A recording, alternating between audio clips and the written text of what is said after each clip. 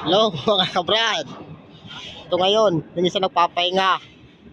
Nakatapos lang magpintura.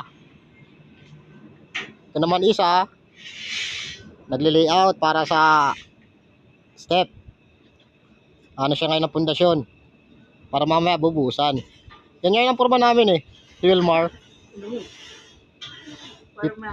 Oh, Paruman.